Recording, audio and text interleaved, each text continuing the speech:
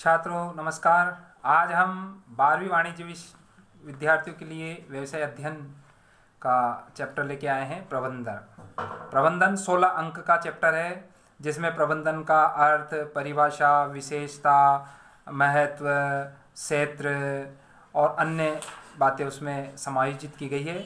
सबसे पहले हम पढ़ेंगे प्रबंधन का साधारण अर्थ। अन्य व्यक्तियों से कार्य कराने की कला ही प्रबंधन है।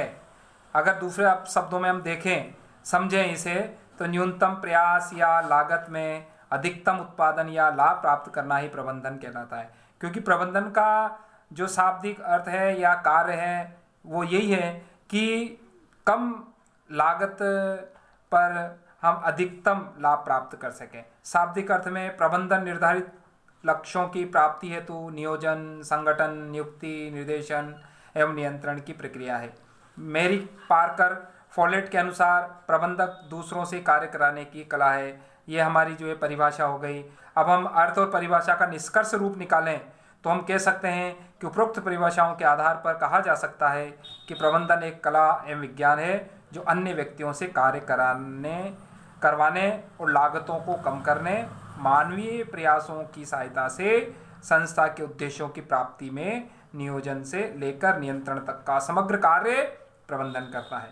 प्रबंधन की विशेषता नंबर 1, प्रबंधन सार्वभौतिक है। इसका अर्थ यह है कि प्रबंधन हर जगह, सामाजिक, आर्थिक, राजनीतिक, हर जगह पर प्रबंधन करना पड़ता है। बिना प्रबंधन के कोई कार्य नहीं होता है। प्रबंधन एक सततशील प्रक्रिया है। प्रबंधन हमेशा चलती रहती है।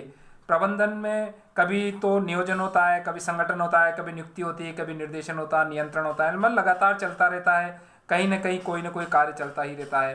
प्रबंधक एक उद्देश्यपूर्ण प्रक्रिया है। प्रबंधन एक उद्देश्यपूर्ण प्रक्रिया इसलिए है कि कोई भी व्यवसायी जिस उद्देश्य के लिए उसे नियुक्त किया जाता है, उस उद्देश्य की प्राप्ति के लिए वो दिन रात कार्य करता रहता है। प्रबंधन एक सामूहिक प्रक्रिया है।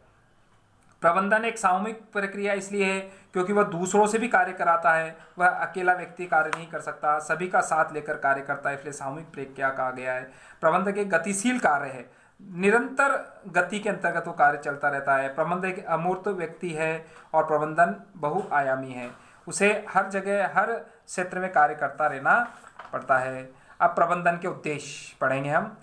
पहला उद्देश्य है उचित लागत पर उत्पादों एवं सेवाओं को उत्पादित करना। दूसरा है लाभ अर्जित करना। तीसरा है विभिन्न संसाधनों में गुणवत्ता उत्पन्न करना। चौथा है रोजगार सुरक्षा प्रदान करना। पांचवा है उद्यमी प्रबंधन एवं अन्य कर्मचारियों की आकांक्षाओं को पूरा करना।